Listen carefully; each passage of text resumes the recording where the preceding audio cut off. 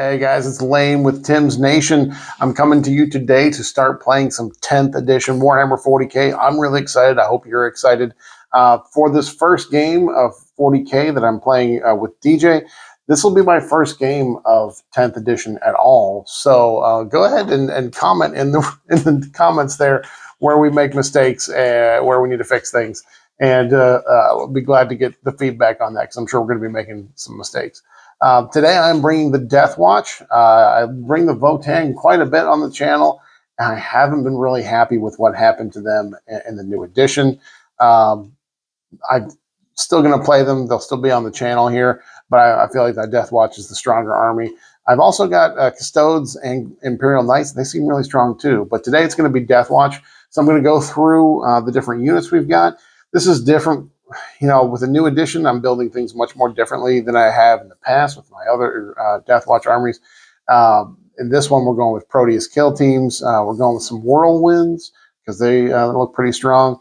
And while I go through the list, I'm not going to get into the details of all the weapon profiles and that sort of thing, but I am going to try to just let you know what the special rules are and how different things interact, especially the kill teams, because they are made of a mix of units, a mix of models. So, all right, guys, stick with me here. We're going to go through the list. I'm not going to do the characters separately. I'm going to do the characters with the units that they've joined. I actually have 4 characters, so we're character heavy today, but I'm going to discuss with them with the unit they joined. All right, let's take a look.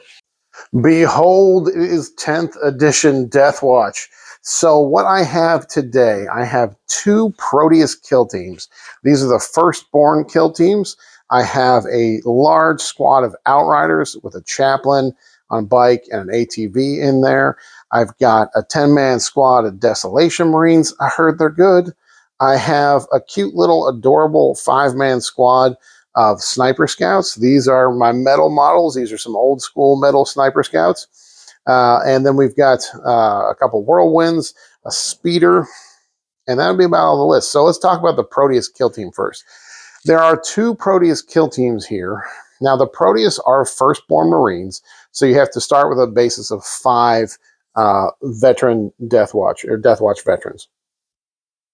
And when you're doing a 10-man squad, up to 4 of them can have a heavy weapon. The only heavy weapons available in the Proteus are the Infernus Heavy Bolter, which has 2 profiles, either a standard heavy bolter or a standard heavy flamer. You can fire one or the other. It used to be in previous editions that you could fire both profiles, but I think in this new edition, when a weapon has multiple profiles, you can only fire one or the other. Then, or you can take the frag cannon, which is D3 shots. I think it's sustained hits. It's rapid fire D3, but it's only an 18-inch range. So when you get into 9 inches, it goes up to 2D3 shots. Strength 6, AP 1, 1 damage. So I can put out some shots when you get close. But that's it. The standalone veterans, if you take just a regular veteran squad, not the Proteus kill team, they can add some other heavy weapons in there, like the missile launcher, that sort of thing, plasma cannons. But with the Proteus kill teams, this is the only option. I had wanted to go missile launchers, and I thought you could at first, but I guess that's not the case looking specifically at the data sheets. So there was a little confusion there on my part. But 2 Proteus kill teams. One of them has 4 Infernus Heavy Flamers, heavy bolter, heavy flamers, and then the other unit has 4 frag cannons. That's the only difference between them other than the characters. Once we've got those 4, each one of those squads has 1 veteran with a DeathWatch Thunderhammer. There has been some discussion on the interwebs about the DeathWatch Thunderhammer being better than the Space Marines regular Thunderhammer. It has higher strength and higher damage. The reason that is because it is a 2-handed weapon. So the models that take this cannot also take a second weapon, like a ranged weapon. So your typical Space Marine Thunderhammer is a 1-handed weapon. So they might have a Storm Shield, might also have a ranged weapon, a combi weapon, or a bolter or something on there as well. The DeathWatch Thunderhammer is 2-handed, so the models can only take that. So each of those Proteus kill teams has 1 of those guys. Then we've got 4 Terminators. Up to 3 Terminators can take a heavy weapon in each of these squads. So I have given all of my Terminators the Cyclone Missile Launcher. We're going to get some missile shots in there. Each one can do either 2 crack shots or 2 frag shots.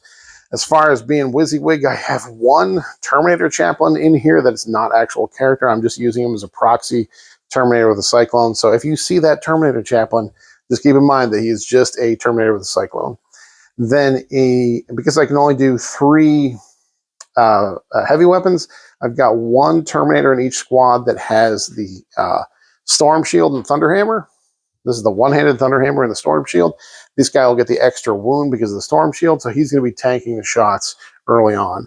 And then each squad has a bike as well. The reason I added the bike in there, it does give me a little extra movement, but more importantly, I can only have 4 Terminators, so the bike is the 5th model with toughness 5, meaning when my opponent is attacking this unit, it's considered to be a toughness 5 unit, even though the veterans are toughness 4. As long as the toughness 5 models equal or outnumber the toughness 4 models, it's considered to be a toughness 5 unit. So that's why the bike is in there. Has a little utility with the extra movement too, but it can't break coherency. So in addition to that, so we got those 2 kill teams. One of them has a Space Marine captain on board.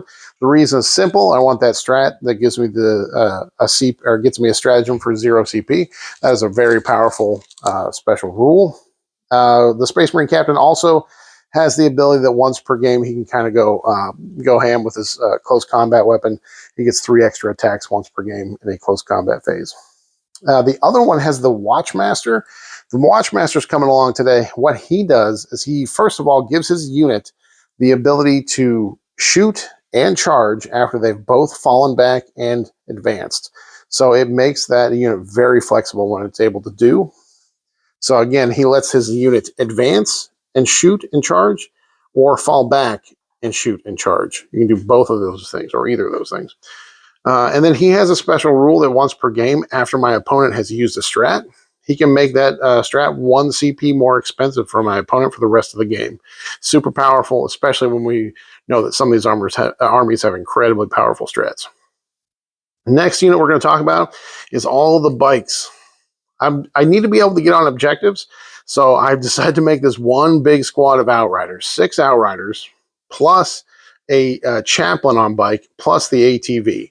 The ATV could go separately in its own separate unit, and then has some neat abilities then where it can kind of shoot back at units that target the bikes. But I wanted to put it in the squad so they would just give me extra wounds and make this entire unit even more durable. The bikes themselves, they've got twin-linked bolters on them, so they got 2 shots, strength 4, AP 1, 1 damage. But the chaplain gives the squad devastating wounds on their shooting attacks when they target a unit within 12 inches of them. So it definitely can improve the value of those bolters when they start getting some devastating wounds, because they're all twin-linked bolters. Even though they only got 2 shots, they will re-roll wounds, which just makes the likelihood of getting those devastating wounds even more likely. In addition to that, the ATV has got a Gatling cannon on it, 8-shot Gatling cannon. And again, he will get the devastating wounds too from the chaplain when they're shooting at the target. The chaplain also gives the unit +1 to wound when they charge, when they fight in combat. This will be super useful. They're only strength 4 when they're fighting, and they get 4 attacks apiece at AP 1, 1 damage.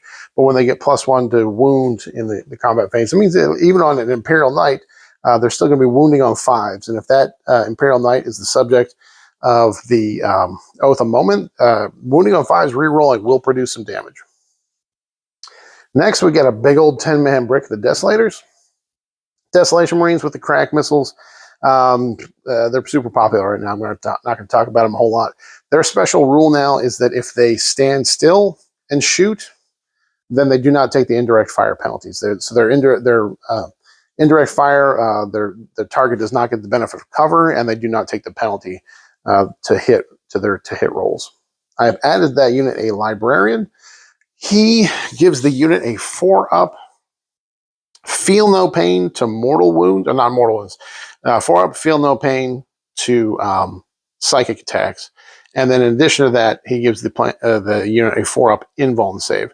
Pretty helpful on a unit that my opponent's probably going to target and try to kill as soon as he can. And next, we've got, as I said, the Scout Snipers. 5-man squad of Scout Snipers. One of them has a missile launcher. Their special rule is that you can't shoot them unless you're within 12 inches of them. So this makes them great for holding a back objective. They also have infiltrate, so they're good for being action monkeys and jumping out on an objective early in the game. Good to use them there. Next, we've got 2 Whirlwinds. As you can see, my models are a little unique here. One of them is the Forge World Scorpius Whirlwind, being that we can't take the Scorpius anymore. And he's just a regular Whirlwind now that looks kind of different. And then my other Whirlwind has a third-party missile launcher on top. The missile rack is stacked vertically. He's a very tall boy. Now, the last piece here is a Space Marine Land Speeder. Sorry, guys, it's not quite done yet, but I'm DeathWatch, so just priming in black gets me halfway there. Not quite finished in the paint job, but his special rule is that anytime he, in the shooting phase, if he can see a unit, he can pick one unit that he sees, and blast weapons do not take the penalty, or they get +1 to hit, and they ignore cover. So basically, it lets the indirect fire of those whirlwinds suddenly do more work when they are not taking the penalty to hit, when they're shooting indirectly, and when they're ignoring cover. So hopefully he'll come to play. He's got a melta-gun on him. You can't see it. It's a secret hidden melta-gun. All right, guys, that's the DeathWatch for today. So in the mission we're playing, we're just doing the only war mission out of the core rule book. So we're not going to really have secondaries. This is both of our first game into 10th. So we're just going to keep that part of it simple at least and not worry about secondaries or mission cards. Next time we play, we'll be using those. So follow me over to the battle report. Let's watch that together and see how these DeathWatch do in their first game in 10th. All right, guys.